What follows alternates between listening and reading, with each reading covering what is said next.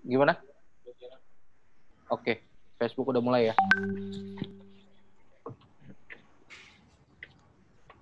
Kita sudah mulai siaran di Facebook, namun belum di Instagram ya.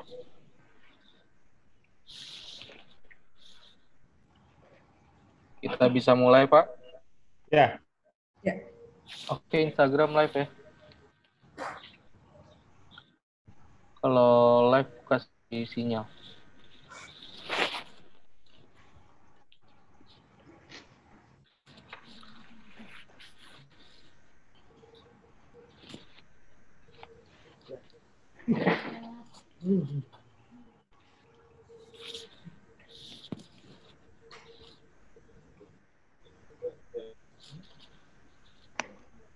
Oke. Siang, Assalamualaikum warahmatullahi wabarakatuh. Waalaikumsalam. Selamat siang. Selamat datang para sahabat LPSK, para kawan netizen yang mengikuti acara konferensi pers hari ini. Saya Irfan Maulana, staf Humas LPSK akan memandu acara konferensi pers pada hari ini dalam rangka memperingati anti perdagangan orang sedunia. Bersama saya sudah hadir dua narasumber, yakni Ketua Lembaga Perlindungan Saksi Korban, Bapak N. Partogi, selamat siang Bapak, dan Selamat juga siang, Ibu Li Iskandar selaku Wakil Ketua LPSK juga. Selamat siang. Teman-teman, selamat siang Ibu. Juga sehat-sehat selalu Bapak Ibu-Ibu, lancar juga ke depan konferensi persnya. Pada kesempatan hari ini, hari 30 Juli, masyarakat dunia memperingati Hari Anti Perdagangan Orang. Apa perlu kita perhatikan karena memang tingkat atau angka perdagangan orang di Indonesia khususnya semakin hari, semakin tahun, semakin mengalami peningkatan dan juga ancaman jadi korban perdagangan orang bukan hanya menyasar kepada anak dan saja, namun juga sekarang juga kepada laki-laki, baik juga dewasa maupun anak-anak. Banyak sektor yang juga sudah dimasuki oleh tindak pidana ini, mulai dari kasus kekerasan seksual, perdagangan orang di ranah seksual, juga di menimpa pekerja migran kita. Dan bulan Mei yang lalu kalau tidak salah, kita juga mendengar atau melihat kabar bahwa banyak para ABK kita yang mengalami penyiksaan, bahkan harus meregang nyawa, dan pihak kepolisian mengatakan bahwa hal tersebut adalah tindak pidana perdagangan orang. Selama 1 jam ke depan saya akan pandu konferensi pers hari ini, dan saya juga ingatkan kepada para sahabat LPSK, para netizen yang mengikuti konferensi pers ini secara daring melalui Instagram maupun Facebook. Kami memberikan kesempatan kepada semua untuk memberikan pertanyaan kepada narasumber, tentunya yang berhubungan dengan isu kita pada hari ini. Dan tema pokok yang di bahasan kita pada kali ini adalah tentang pekerja migran Indonesia. Nanti bisa disampaikan melalui komentar di Facebook atau Instagram Anda. Untuk mempersingkat waktu, kami seperti biasa, kami silakan dulu pada narasumber untuk memberikan pernyataan pers resmi sikap Lembaga Perlindungan Saksi Korban dalam peringatan Hari Anti Perdagangan Sedunia ini. Kami persilakan terlebih dahulu kepada Bapak Edwin Partogi untuk membacakan rilis yang nanti juga akan dilanjut dengan Ibu Livia Iskandar untuk membaca. Silakan Pak Edwin, kami persilakan. Terima kasih Ipang atas kesempatannya. Ya, saya Edwin Partogi, Wakil Ketua Lembaga Perlindungan Saksi dan Korban. Hari ini kami dalam rangka memperingati Hari Anti Perdagangan Orang Sedunia, mengangkat tema tentang pekerja migran Indonesia, pahlawan devisa, budak di negeri orang. Tema Hari Anti Perdagangan Orang Dunia tahun 2020 berfokus dalam upaya mengidentifikasi, mendukung, memberikan konseling, dan mencari keadilan bagi korban perdagangan manusia dan menentang impunitas pelakunya. Memerangi perdagangan manusia bukan hal yang mudah. Ini karena sifat tersembunyi dari perdagangan manusia hampir tidak mungkin untuk memahami ruang dan skala penuh dari masalah ini. Di tengah pandemi COVID-19 ini lebih menantang. Perserikatan Bangsa-Bangsa PBB khawatirkan bahwa COVID-19 membuat tugas mengidentifikasi korban perdagangan manusia semakin sulit.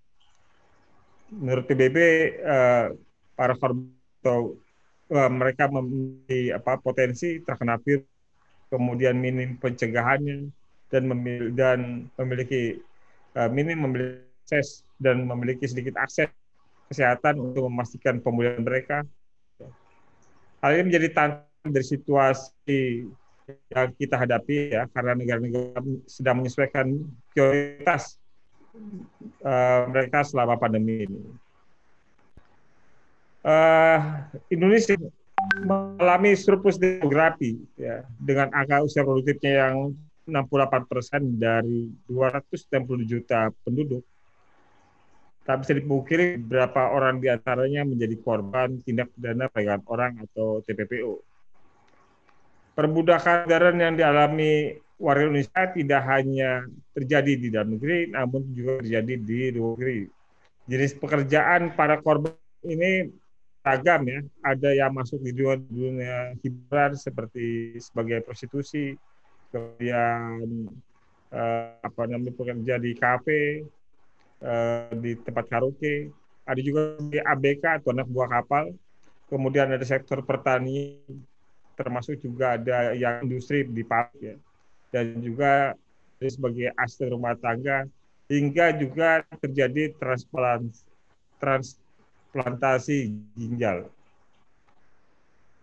Berdasarkan catatan LPSK, angka permohonan perlindungan korban TPPO pada setiap tahunnya menunjukkan tren kenaikan. Pada tahun 2015 tercatat 46 permohonan, 117 permohonan pada tahun 2017, tahun 2019 ada 176 permohonan, sementara di tahun 2020 ini hingga akhir Juni sudah tercatat 120 permohonan. Ada 704 jumlah TPPO yang telah mengajukan ke LPSK sejak 2015 hingga 2020. Sebagian besar korbannya adalah perempuan sebanyak 408 dan laki-laki 206. Yang lain adalah korban masih berusia anak. Yang berusia anak ini 126 dari 147 korbannya adalah perempuan. Ya. Dan apabila kita melihat domisili korban sebagian besar berada di Jawa Barat dengan angka 28,9%, diikuti DKI Jakarta 14,7% dan NTT 8,24%. Angka di Jawa Barat ini juga kita temui pada konferensi pers tentang Hari Anak kita yang menyinggung soal anak yang diracun. Jawa Barat merupakan provinsi dengan asal korban tertinggi. Beberapa warga Indonesia memilih menjadi pekerja migran Indonesia atau singkat PMI, ya. Mereka beralasan menjadi pekerja migran karena di dalam negeri itu kesempatan kerjanya sedikit atau kurang, ya. Jadi nggak ada kesempatan kerja di dalam negeri sehingga mereka mencari pekerjaan di luar negeri. Kemudian upah yang lebih tinggi yang dijanjikan bekerja di luar negeri. Kemudian juga dampak positif terhadap aspek sosial ekonomi rumah tangga, serta meningkatkan prospek kerja jangka panjang. Artinya kalau mereka sudah bekerja di luar negeri, maka potensi mereka untuk lebih lama lagi di luar negeri akan terbuka dari pengalaman tersebut. Pada yang menimpa PMI atau pekerja migran Indonesia akan mencatat hanya 25% dari jumlah PMI kita yang diberangkatkan oleh agen resmi. Artinya sebagian besar PMI yang bermasalah telah dimulai proses pengirimannya yang non-prosedural. Jadi proses pengiriman ini adalah proses yang awal yang telah terjadi tipu daya ya proses kepada para korbannya sehingga mereka mau diberangkatkan atau mau diperdagangkan pada sektor-sektor pekerjaan sebutan sebelumnya. Selanjutnya, pemalsuan dokumen seperti KTP, paspor, buku pelayar umum dialami para korban perdagangan orang ini. Pemalsuan sertifikat pelaut terungkap oleh Polda Metro Jaya bulan Juni lalu membuktikan hal itu. Pemalsuan dokumen merupakan salah satu cara pelaku TPPO mempermudah para korban dipekerjakan.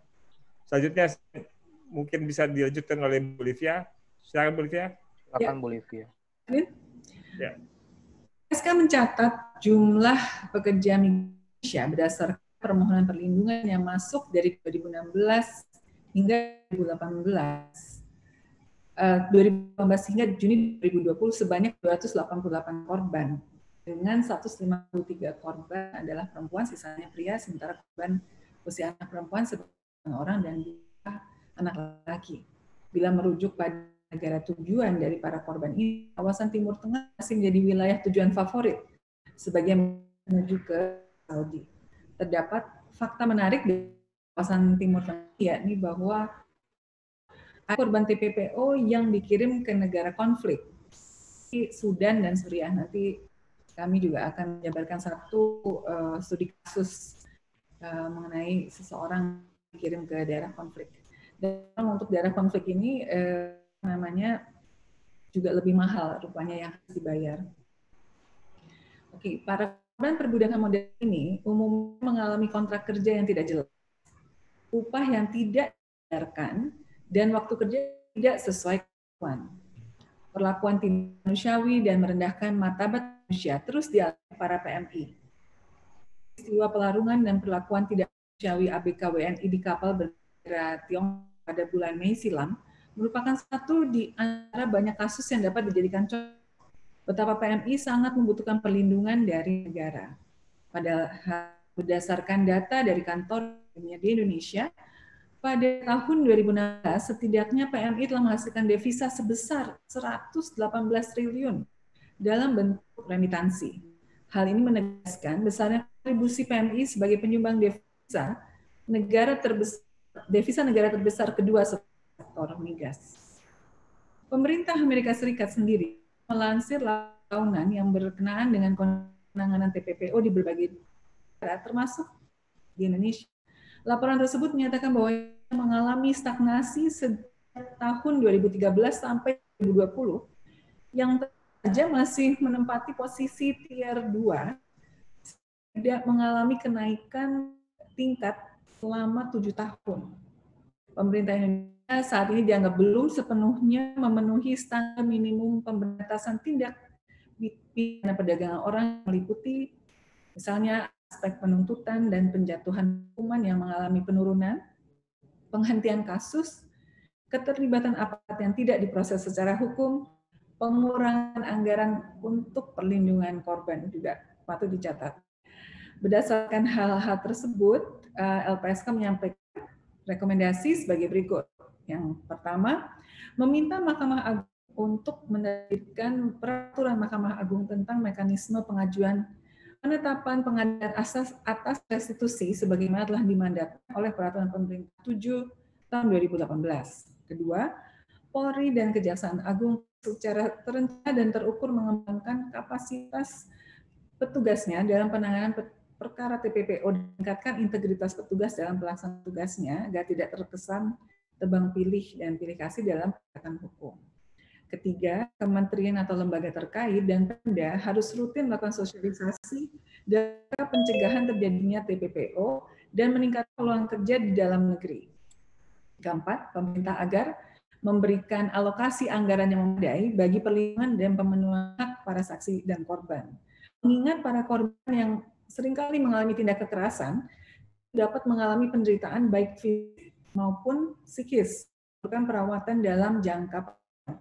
Alokasi anggaran juga diperlukan sampai tingkat pemerintah daerah bagi terpenuhi bantuan rehabilitasi psikososial bagi korban, termasuk juga reintegrasi ya untuk setelah kembali dari luar negeri. Pemerintah agar menjadikan laporan TPPO Indonesia yang diterbitkan oleh pemerintah Amerika Serikat sebagai bahan evaluasi berharga bagi perbaikan dan peningkatan perlindungan korban TPPO di masa mendatang. Baik, saya serahkan kembali ke Irfan selaku.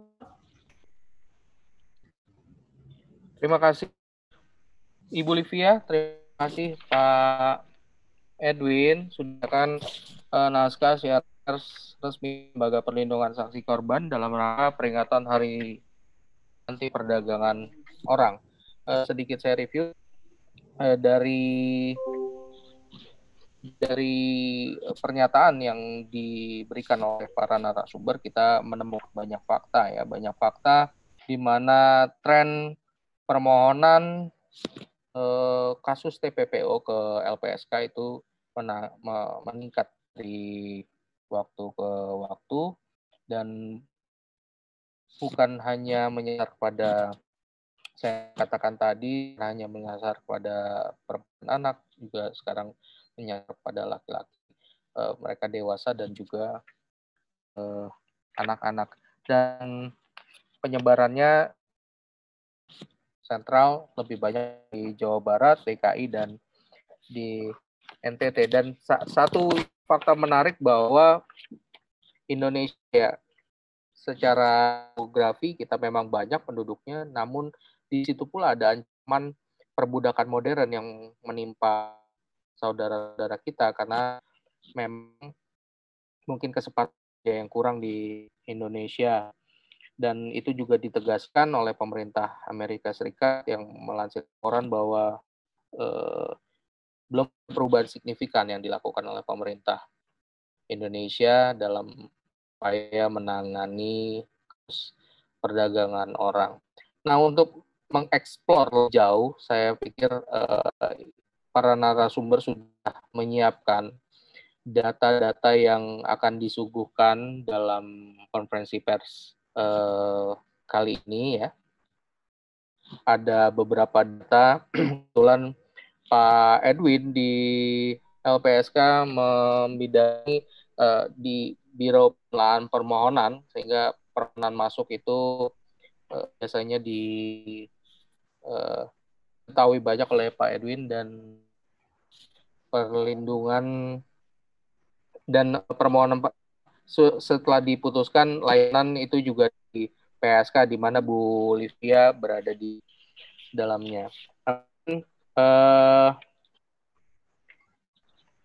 Untuk mempersingkat waktu, kami persilakan terlebih dahulu kepada Pak Edwin, kita biar sistematis kita lihat alurnya permohonan seperti apa, tren permohonannya seperti apa dalam kasus tindak pidana perdagangan orang. Nanti akan dilanjutkan kemudian oleh Ibu Livia.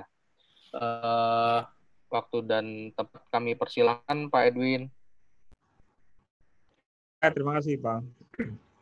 Jadi berdasarkan data yang LPSK miliki, bisa ditampilkan?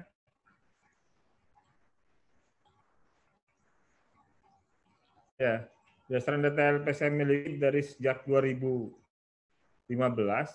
sampai dengan 2020, ada 704 permohonan. Data yang bisa ditampilkan, Bang, muncul.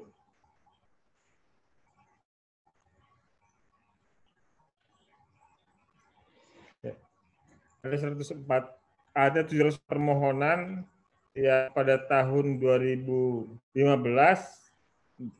sekitar 46 permohonan, 2016 meningkat jadi 104 permohonan, 2017 107, 2018 101 permohonan, 2019 176 permohonan, dan hingga 30 Juni 2020 ada 120 permohonan. Mungkin kalau bisa dibantu, infografisnya bisa dimunculkan, Irfan. Ada masalah teknis kah? Ya, dari 704 pemohon pada perdagangan orang ini, yang bisa kami singkat dengan TPPO, 87,50%-nya diajukan oleh korban dan 12,50% dimintakan oleh keluarga korban, saksi, pelapor, pendamping, dan lainnya.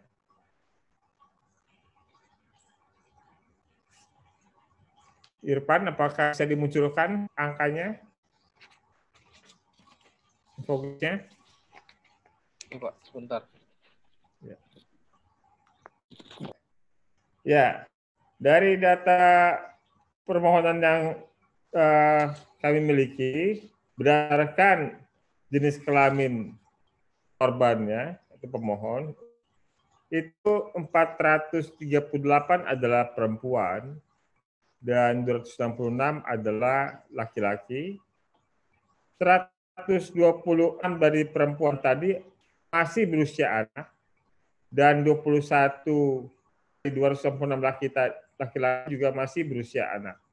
Jadi angka perempuan di korban yang dewasa dan anak merupakan angka yang tinggi dibanding dengan angka korban dari laki-laki. Sektor pekerjaan yang dilakukan oleh korban TPPO ini adalah di dunia hiburan. Tadi saya sampaikan ada prostitusi, ada kemudian tempat karaoke, kafe, dan segala, atau non domestik, ada pekerjaan seperti BK, kemudian pabrik, ya, atau industri konstruksi, pertanian, hotel, kemudian restoran, ya. Kemudian ada yang masih dalam proses belum diberangkatkan atau belum dipekerjakan, tetapi sudah penuhi unsur perdagangan orangnya, itu ada 19%, ya. Ada domestik, ya, kerja rumah tangga, ya. Ada asisten rumah tangga, ada pengasuh, kemudian janji terus sekolahkan pada sekitar 1,% Dan hal yang juga sempat menjadi perhatian publik adalah isu soal pengantin pesanan. Pengantin pesanan ini perempuan yang dinikahkan orang asing dan bawa ke negara si orang asing tersebut, dan kemudian ternyata dieksploitasi di sana. Itu angkanya 2,7%. Selain itu ada kasus transplantasi organ, yaitu ya, yang angkanya di 1,1%. Next. Pekerja Indonesia menjadi korban perdagangan orang, bagian besarnya dikirim melalui cara-cara non prosedural. Dan sebelum nyampe situ, mungkin bisa saya sampaikan bahwa data yang dimiliki oleh PSK bagian berdasarkan persentase asal pemohon atau pilih, ya. Jawa Barat merupakan asal pemohon tertinggi, angka 28,9%, diikuti DKI Jakarta 14,77%, NTT 8,20%, dan kemudian selanjutnya ada NTB, Jawa Timur, 21 provinsi. Masih belum bisa ditampilkan oleh Asrot. Ya, Pak, di Instagram sudah dimasukkan. Belum. Saya cek Instagram belum kan.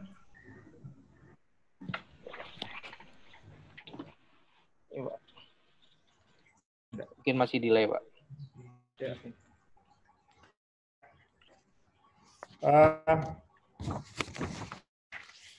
PMI ini, pekerja migran Indonesia ini, sebagian besarnya korban perdagangan orang, ini dikirim secara non prosedural, ya. Jadi mereka mungkin dikirim oleh bukan agen. Itu nggak bisa ya, dia di atas berdua. Ya, kemudian mereka juga dibekali oleh dokumen palsu seperti KTP palsu, paspor atau visa tujuan yang tidak sesuai. Misalnya dia menggunakan visa turis, jadi dia bekerja. Dan termasuk juga ijazah pelaut atau buku pelaut yang palsukan. Jadi dari data yang dimiliki oleh LPSK, hanya 20% dari korban yang orang sebagai pekerja migran Indonesia yang dikirim dengan menggunakan agen resmi. Nah, ini dari 289 pekerja migran Indonesia yang tercatat di LPSK, ya, itu sejak 2016 sampai dengan 30 Juni 2020, ya. Itu ada angkanya yang di 2016 73 orang, 2017 70, 2018 37, 2019 79, dan di 2020 ada 30 orang pekerja migran. Next. Bila kita melihat jenis kelamin dan pekerja migrannya sebanyak 289 tadi, maka laki-laki total 133 dan perempuan 154, dan angka di perempuan di pekerja migran juga masih lebih tinggi dibanding yang di laki, termasuk juga pada korban yang berusia anaknya. Pada korban berusia anaknya di pekerja migran ada 8 orang anak perempuan dan 2 anak laki-laki. Next. Bila kita melihat dari latar belakang pendidikan para pekerja migran Indonesia ini, maka dapat kita lihat sekitar 57% PMI menyelesaikan sekolah menengah atas, ya. 57%. Jadi SMA, lulusan SMA 7%, lulusan SMP 17%, lulusan SD 20%, yang sarjana diploma 3 dan S1 hanya sekitar 4%. Dari latar belakang ini menunjukkan bahwa kebutuhan ruang kerja buat mereka yang telah lulus SMA ini cukup besar, ya. Sehingga kemudian mereka karena tidak ada ruang kerja itu di Indonesia, kemudian mereka beralih ke luar negeri sebagai pekerja migran Indonesia. Next. Bila kita lihat negara tujuan yang terfavorit itu ada Arab Saudi, ya, Malaysia dan Jepang, ya. Dan besar di Timur Tengah, ada konsentrasi Timur Tengah, di mana Timur Tengah ini meliputi tadi Arab Saudi, kemudian ada Bahrain, ada Irak, Libya, Maroko, Mesir, Qatar, Somalia, Sudan, Suriah, Turki, dan Uni Emirat Arab. Yang menarik adalah bahwa ada korban TPP di Sudan, dan karena kita tahu Sudan dan Suriah masih sebagai konflik yang sedang mengalami konflik bersenjata. Next. Ini rute bagaimana perjalanan pekerja migran Indonesia ke Arab Saudi. Ya, kita punya 3 Arab Saudi, kemudian Malaysia.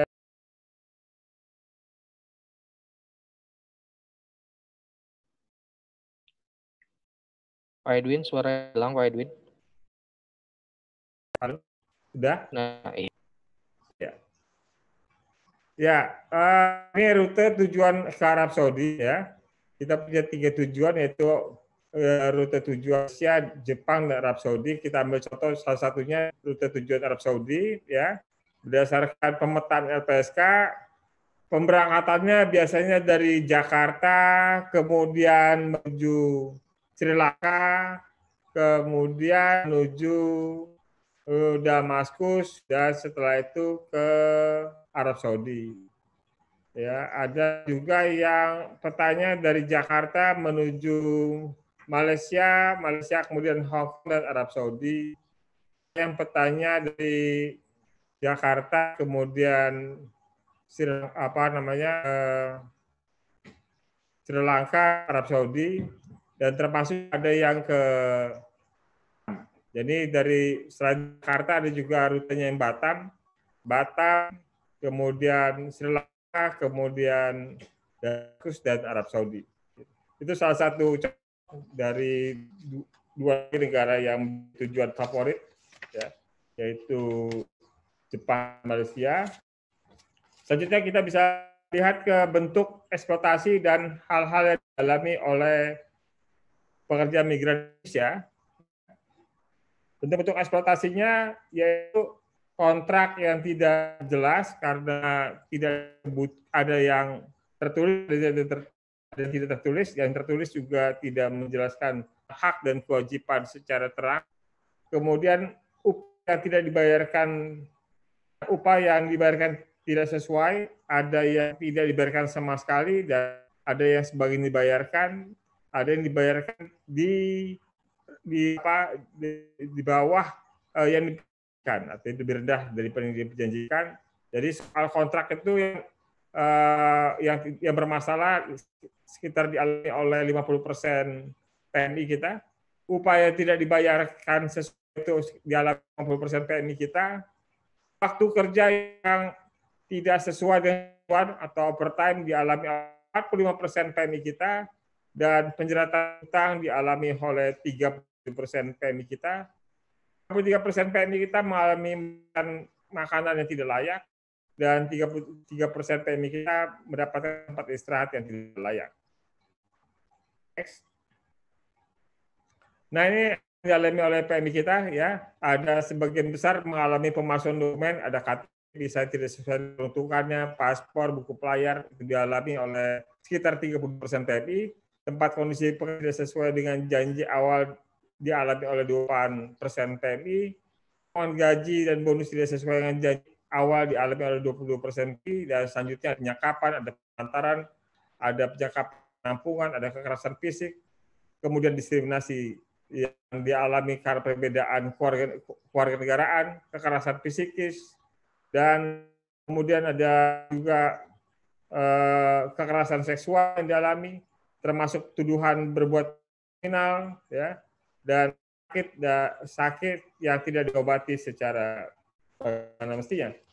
Next, saya di slide terakhir, dari fakta sektor kerja, ya, ini kita bagi 3 besarannya, yaitu domestik, hiburan, dan non-domestik. Bahwa di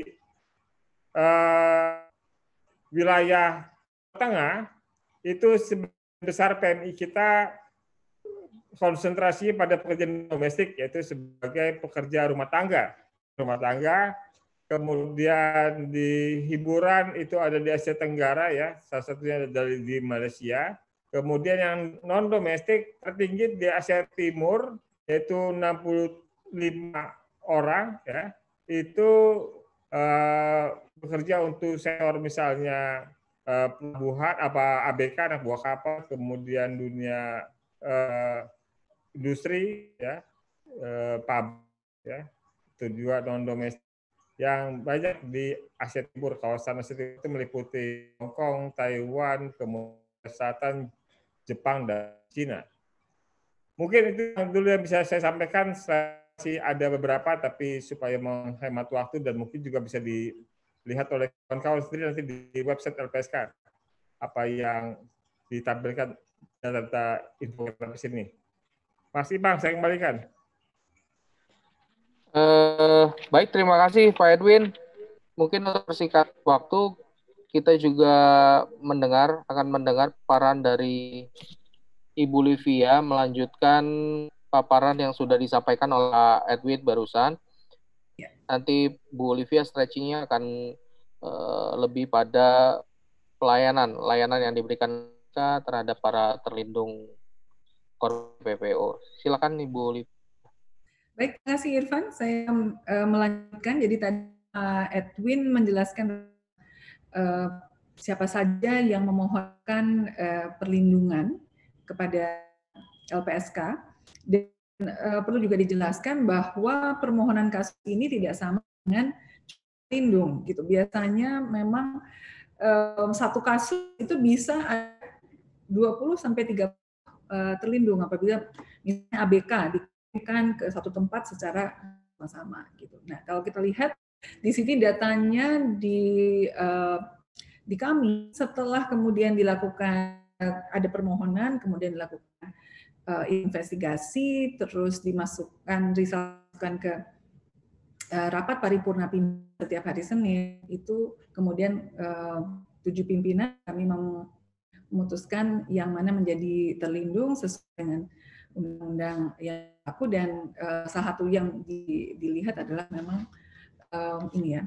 Kita lihat di sini ada 731 totalnya, di mana di tahun 2019 itu ada 300 terlindung tindak perdagangan orang, dan untuk tahun 2020 saya pikir akan melebihi itu daripada 318 karena ini masih bulan Juli dan sudah ada 227 terlindung. Next. Dan ini kita bisa melihat tadi juga seperti yang disampaikan oleh Pak Edwin bahwa perempuan jauh lebih banyak daripada laki-laki. Dan ini terlihat perempuan dewasa 370 terlindung, anak perempuan 123, jadi 500 ya. Sementara setengahnya adalah laki-laki dan laki-laki. Next. Untuk program yang diberikan LPSK ada beberapa hak korban, misalnya untuk pemenuhan hak prosedural dalam pendampingan selama proses pemberian kesaksian, misalnya di kepolisian atau kemudian nanti di pengadilan.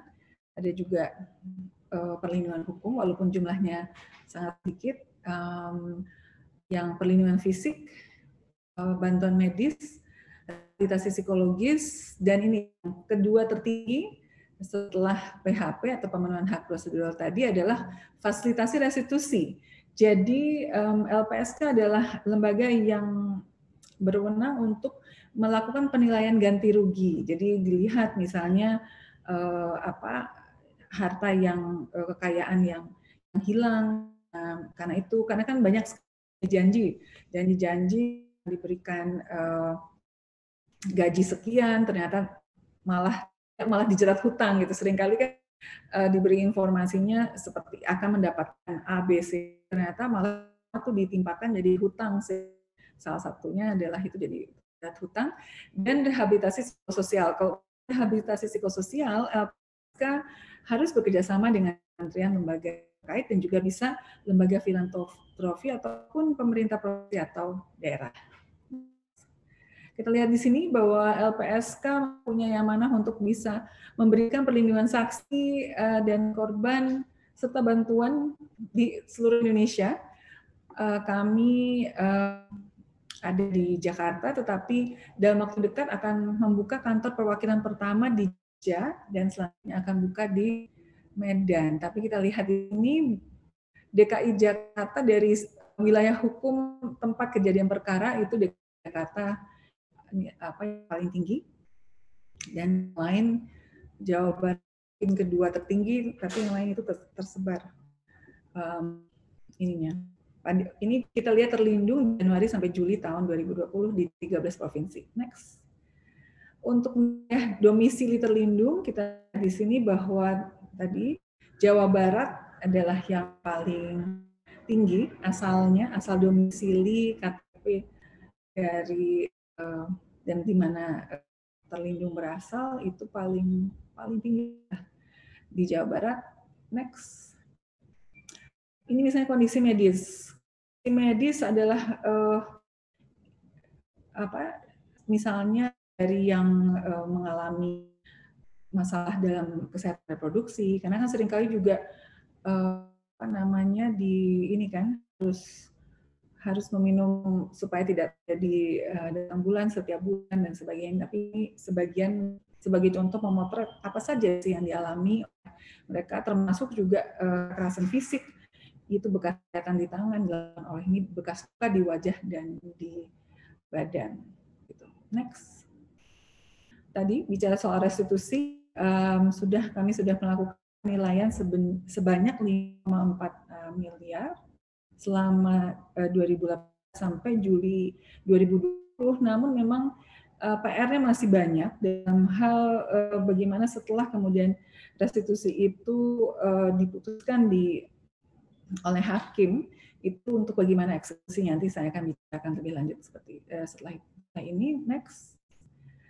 Jadi masalah restitusi ini karena kan dibutuhkan adanya bukti kerugian yang dialami yang bersangkutan, misalnya apa saja yang hilang, terus apa saja yang kemudian misalnya yang dijanjikan tuh berapa, kemudian yang benar-benar didapatkan tuh apa, begitu. Kan misalnya kalau pengantin gitu kan, yang dari itu mereka kan dijanjikan segala macam akan dinikahi oleh oleh orang yang kaya raya, kemudian ternyata di sana dia disuruh bekerja dari sampai malam, dikasih makan sedikit sekali gitu. Dan bahkan kasus mana ada seorang PMI yang tempat tidurnya itu adalah di kandang anjing. Misalnya, ini adalah satu kasus di mana kemudian yang korban tersebut meninggal dunia. Gitu. Oke, terus kemudian balik ya. Jadi restitusi ini seringkali tidak dibayarkan pelaku dan diganti dengan pidana kurungan.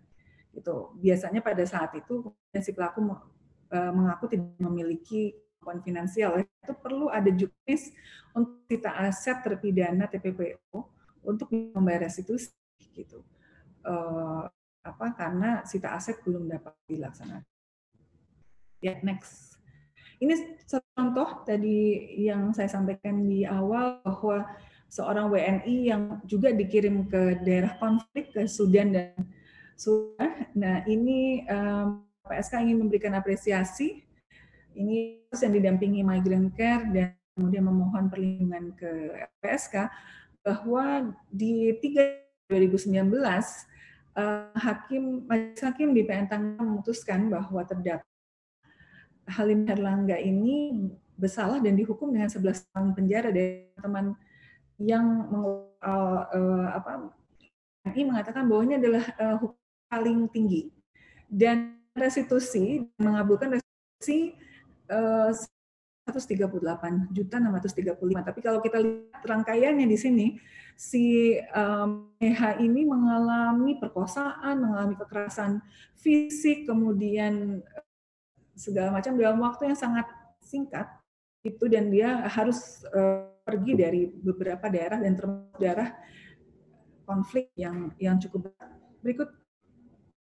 Jadi apa yang waktu kita kami berikan ke PSK layanan. Jadi karena waktu itu intimidasinya datang dari oknum yang tinggal di daerah EH misalnya, itu satu kasus, satu ilustrasi satu kasus, tetapi kami berikan perlindungan itu semua orang, termasuk si korban dan satu rumah, termasuk juga ibu korban yang menjadi saksi. Next. Jadi tantangan dan permasalahan dalam menangani kasus TPPO juga perlu ini bantuan dari banyak pihak tadi sesuai dengan rekomendasi yang telah kami sampaikan di pers. Tetapi yang saya ingin berikan highlight adalah belum adanya mekanisme yang akurat dan praktis untuk mengintegrasikan data. Terus kemudian dalam perkembangan proses hukum juga seringkali terjadi perubahan penggunaan pasal TPPO menjadi TP penempatan PMI di luar negeri. Terus kemudian proses hukum tidak prediksi jangka waktunya.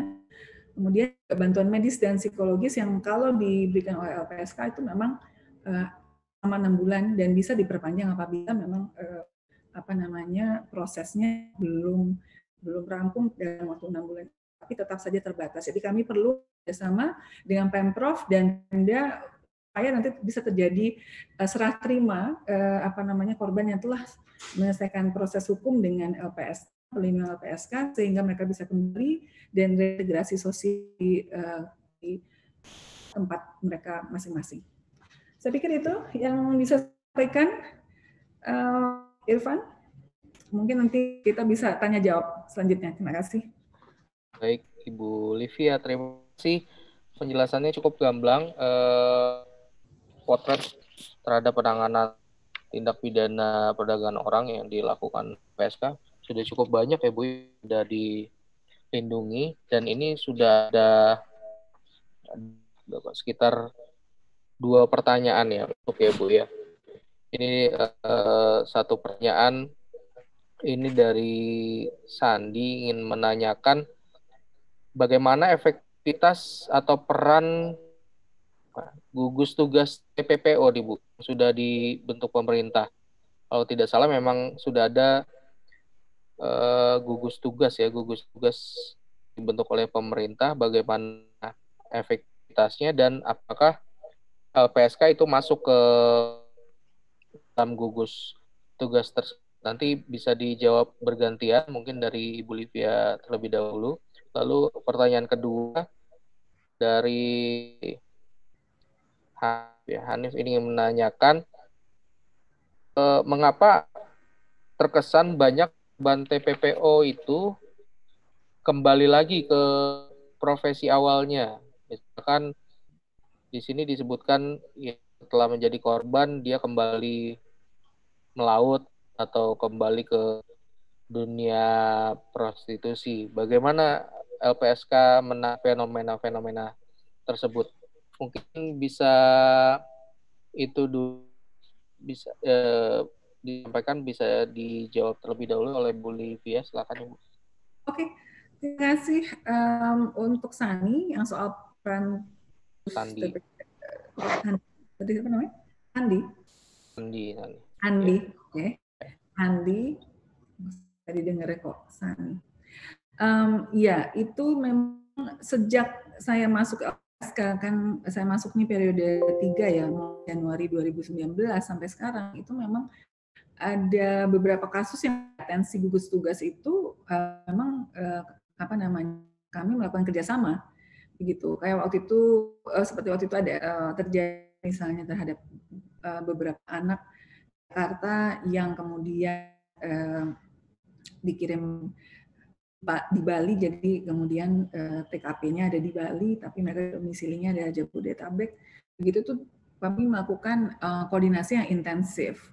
Dan jadi selama ini memang sudah berjalan sih. Tapi karena saya juga baru masuk, mungkin nanti Pak Edwin bisa menambahkan yang sebelum periode saya. Periode 3 ini bagaimana soal peran ini. Terus kemudian untuk Hanif, kenapa kemudian kembali? Nah itu makanya program rehabilitasi itu memang lebih panjang sih, lebih panjang yang dibutuhkan dari proses hukum misalnya. Ini yang seringkali menjadi kesulitan LPSK. Karena itu tadi sampaikan juga LPSK perlu bekerja sama dengan Pemda supaya kemudian yang melalui proses hukum ini bisa kembali ke tempatnya masing-masing dan diberikan masuk misalnya balai latihan kerja atau bagaimana yang untuk meningkatkan. Dan kita juga melihat ya tingkat pendidikan dari para PM juga cukup rendah. Jadi bagaimana caranya untuk keterampilan ini bisa dilakukan intensif sehingga kemudian tidak kembali lagi. Yang misalnya soal ABK.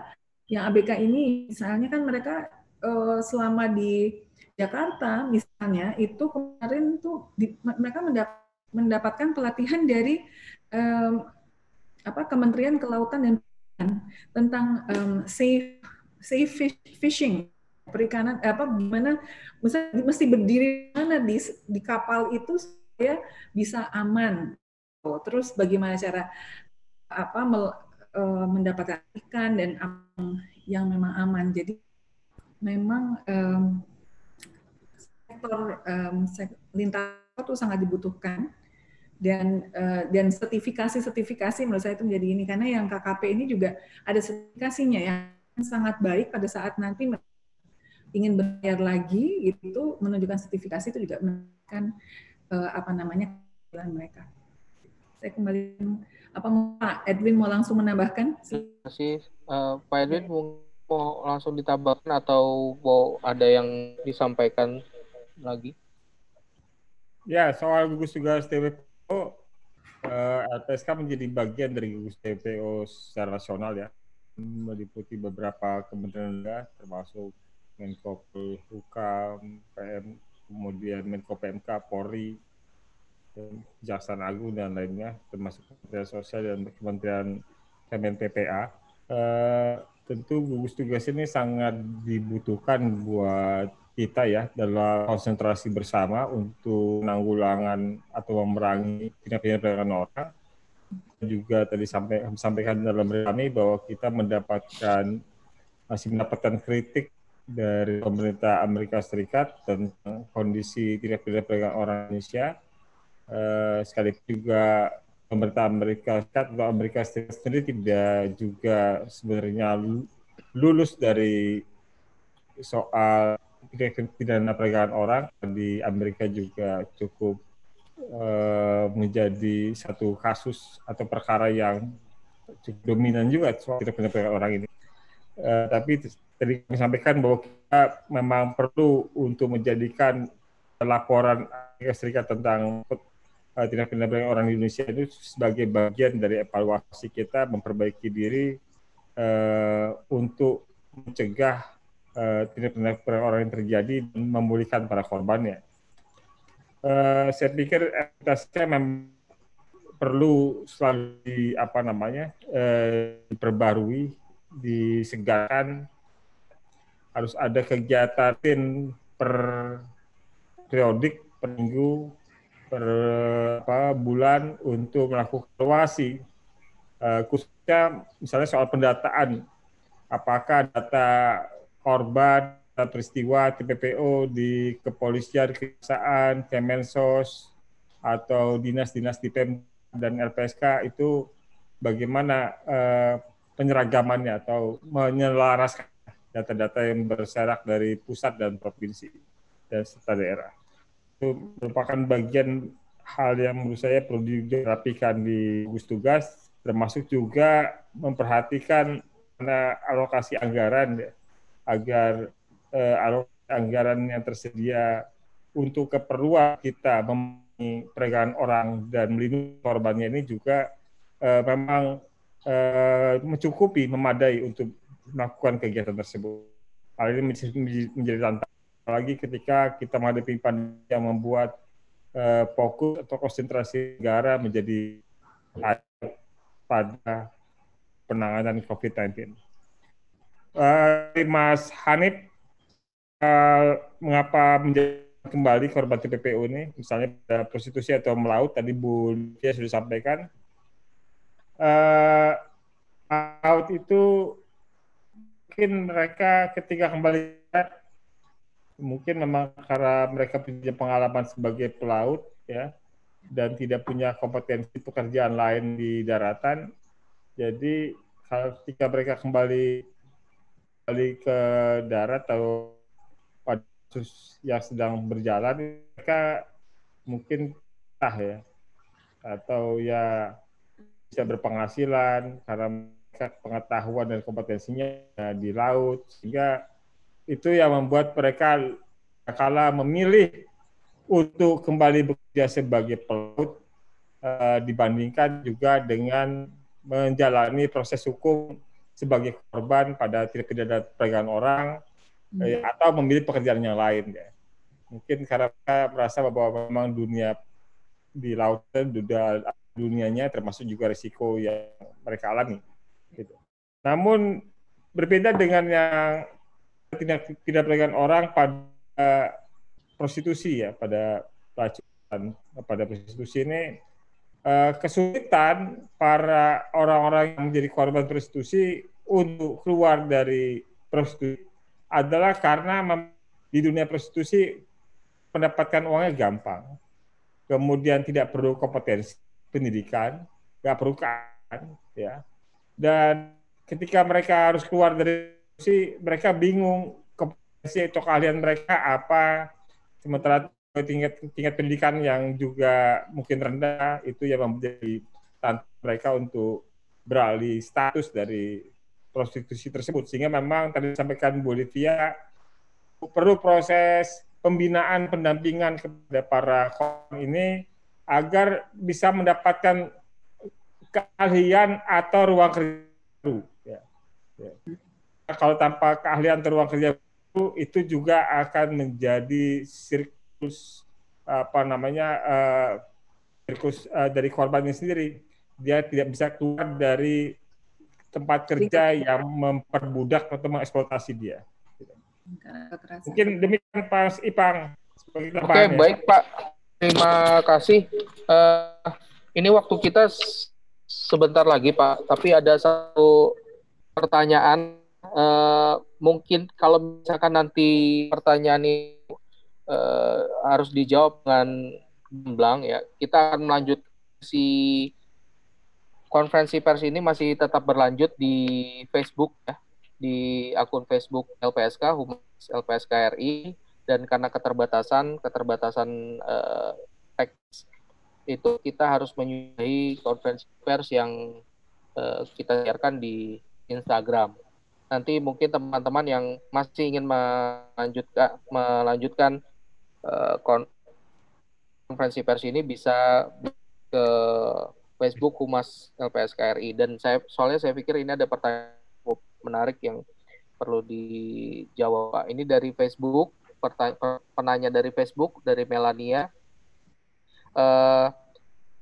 Seperti kita tahu bahwa TPPU itu LPSK juga menyediakan layanan restitusi untuk korban TPPO. Lalu bagaimana saat ini perjalanan dan bagaimana hambatan LPSK dalam menyediakan fasilitasi restitusi untuk korban TPPO di pengadilan? Silakan Pak dan juga Bu Livia, mungkin nanti bila ingin menambahkan. Ya, restitusi adalah hak ganti rugi yang diperoleh korban dan punya. Yang meliputi restitusi itu adalah biaya-biaya yang dikeluarkan oleh korban, ya, misalnya pembiayaan dari proses menuju pemberangkatan dan pemulangan, dan pembiayaan karena sakit, ya, medis maupun psikologis, dan akibat peristiwa itu, kemudian termasuk adanya kehilangan dan kerusakan harta benda, ya. Itu yang kami pesan sebagai hal-hal yang dituangkan dalam komponen restitusi yang akan disampaikan pada pengadilan. Hal yang menyulitkan dalam restitusi ini pertama karena memang bukti formil atas kerugian itu yang sulit untuk dihadirkan oleh para korbannya, ya.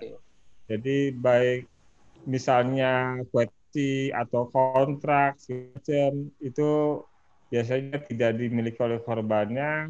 Kemudian juga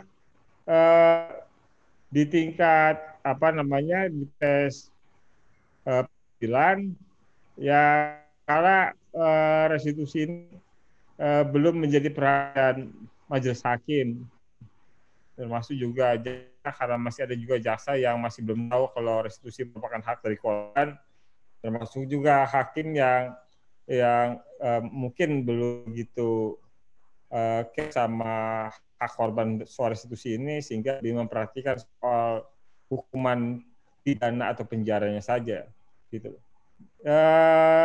Kendalanya menurut saya adalah karena salah satunya atau tantangannya karena dalam undang-undang TPPO memberikan subsidiar kurung penjara maksimal 1 tahun kalau pelakunya membayar restitusi. Nah, adanya subsidi kurungan penjara selama 1 tahun ini biasanya dipilih oleh pelaku dibanding untuk memenuhi kewajiban membayar ganti rugi pada korbannya. Menurut kami mungkin ada baiknya bila dilakukan revisi terhadap undang-undang perdagangan orang ini dengan menghapus subsidiar itu dengan menggantikannya dengan tidak diberikannya hak-hak narapidana kepada pelaku yang tidak membayar restitusi. Gitu. Jadi baik pelakunya kaya raya maupun tidak kaya raya, tidak membayar restitusi dengan alasan apapun, karena tidak mau keluar uang atau apapun, mereka tidak akan mendapatkan hak-hak narapidana berupa remisi, cuti, pembebasan bersyarat, dan lainnya. Nah, itu bisa berlaku sama buat semua pelaku. Jadi, saya pikir itu, Mas Irfan, soal restitusi. Baik, terima kasih Pak Edwin. Kami sampaikan juga ini live kita sudah berakhir di Instagram. Sayang sekali, namun masih berlanjut di akun Facebook kita. Mungkin akan kita lanjutkan sebentar lagi. Silakan Bu Livia, Ya, mungkin ada yang mau ditambahkan. Saja untuk Iya, silakan Ibu. Juga kan restitusi juga termasuk penderitaan yang dialami dan misalnya secara psikologis. Kemudian berapa kali, berapa lama harus dilakukan pendampingan gitu dengan psikolog, itu juga dimasukkan juga di dalam penilaian gaji restitusi ini. Jadi tapi memang kendalanya adalah lebih karena tadi juga Pak EP. Jadi hanya saya pikir bagaimana caranya supaya hak korban ini, karena kalau dia akan masuk ke negara, kalau restitusi ini kan akan masuk ke korban apabila diberikan oleh pelaku dan atau pihak ketiga, karena ini penting untuk dia bisa menata hidupnya kembali untuk di masa mendatang. Itu saja dari tambahan dari saya. Terima kasih. Baik, terima kasih para narasumber, Ibu Livia, Bapak Edwin. Konferensi pers kita sudah berjalan hampir selama 1 jam lebih ya. Tadi bisa kita lihat paparan-paparan yang disampaikan oleh para narasumber. Ada fakta menarik tentang bagaimana lalu derita yang dialami oleh para pekerja migran Indonesia, dan apa yang sudah dilakukan LPSK juga sudah dijelaskan di dalam konferensi pers ini. Bagi teman netizen LPSK yang belum sempat menyaksikan konferensi pers secara live, nanti kami akan upload rekaman dari konferensi pers ini di akun YouTube PSK. Kami sudah merekamnya, dan juga kami akan juga nanti memberikan keterangan pers ini juga kami sampaikan ke pers, dan juga bisa diunduh ya di website LPSK www.lpsk.go.id. Nanti bahannya di website kami, sehingga bagi yang tertinggal bisa mendapatkan informasi yang sama bagi. Oke, terima kasih sekali lagi kepada Pak Edwin dan Ibu Livia. Semoga pada hari anti perdagangan orang sedunia ini, apa yang sudah dilakukan LPSK bisa menjadi satu inspirasi bagi banyak pihak, dan juga apa yang dilakukan satu pikiran-pikiran yang tertuang dalam rilis ini juga bisa menjadi saran atau ide kepada pemerintah bagaimana menanggulangi tindak pidana perdagangan orang yang saat ini cukup memprihatinkan, dan di mana warga negara Indonesia sangat rentan menjadi korban. Mungkin ada lagi yang mau disampaikan terakhir kali Pak, Bu, closing statement untuk mengakhiri konferensi pers ini singkat saja sebelum saya tutup. Silakan Bu Livia. Ya, oke. Jadi memang kita semua bisa menjadi bagian dari ini ya, untuk pencegahan dari praktek yang berbahaya ini, perbudakan modern ini. Dan memang kita harus, karena dengan sosial media dan semua sekarang di zaman COVID semuanya ini ya, semuanya itu di rumah, ya misalnya rata-rata orang masih di rumah dan semuanya serba menggunakan teknologi informasi, itu bahaya soal perekrutan itu kan bisa dilakukan oleh orang yang dikenal maupun orang yang tidak dikenal. Jadi menurut saya kita perlu selalu waspada terhadap orang-orang yang mencoba untuk merayu, manipulasi, dan kita perlu untuk juga yaitu terhadap lingkungan sekitar kita. Itu saja. Terima kasih Bu Livia. Pak Edwin. Ya, memerangi perbudakan modern ini bukan soal mudah karena kompleks masalah yang dihadapinya. Namun menciptakan kebijakan yang lebih baik, membebaskan orang dari perbudakan, dan membantu mereka melakukan transisi yang sulit menuju kebebasan adalah ikhtiar yang harus dilakukan, karena perbudakan modern adalah kejahatan yang disembunyikan. Jadi kita berharap ada perwujudan dunia yang bebas dari perbudakan modern dan menjunjung tinggi kebebasan setiap orang. Demikian Mas Iwan, terima kasih. Terima kasih, luar biasa Pak Edwin, Bu Livia, statement terakhir yang disampaikan. Semoga ini bisa dilihat juga oleh pemangku kepentingan yang lain yang juga mengurusi pemberantasan perdagangan orang di Indonesia. Dan dari LPSK kami dalam rangka memperingati Hari Anti Perdagangan Orang Sedunia, kami menghimbau untuk stop perdagangan orang sekarang juga, karena itu merendahkan martabat manusia dan merupakan pelanggaran HAM. Oke, terima kasih. Sekali lagi, mohon maaf bila ada kesalahan dalam penyelenggaraan atau kekurangan dalam penyelenggaraan konferensi pers ini. Kita akan berjumpa lagi dalam konferensi pers atau acara diskusi ataupun acara-acara kegiatan LPSK yang lainnya. Bisa terus dipantau di Instagram LPSK @info_lpsk, atau bagi teman-teman yang juga membutuhkan perlindungan, melihat atau saksi korban yang melihat kejadian perkara, bisa satu kasus bisa menelpon ke LPSK di 148. Oke, terima kasih sekali lagi Pak Edwin, Bu Livia, kami pamit undur diri. Selamat sore. Assalamualaikum warahmatullahi wabarakatuh. Waalaikumsalam. Terima kasih buat Kabir atas bantuannya. Ya, alhamdulillah berjalan baik. Iya. Iya, terima kasih juga kepada tim kami yang ada Ega, Pak Nur Kiki, dan ini yang membantu kelancaran acara ini. Terima kasih. Terus saya juga baru lihat bahwa ternyata Facebooknya LPSK tuh 2 kali lebih banyak daripada followernya di Instagram ya, Mas Ipan. Iya, mungkin karena lahirnya lebih awal. Lebih awal. Saya masih sangat semangat dengan soal follower ini. Iya Bu, makasih Bu atensinya. Terima kasih. Mudah-mudahan juga nanti ada sumbang saran supaya engagement kita, follower kita juga meningkat. Tinggalkan aku pergi. Siap. Tahu rasa ini, ingin rasaku membenci.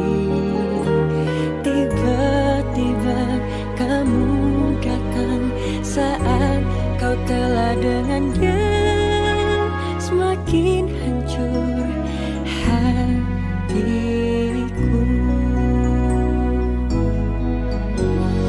Jangan datang lagi cinta, bagaimana aku bisa lupa, padahal kau tahu keadaannya.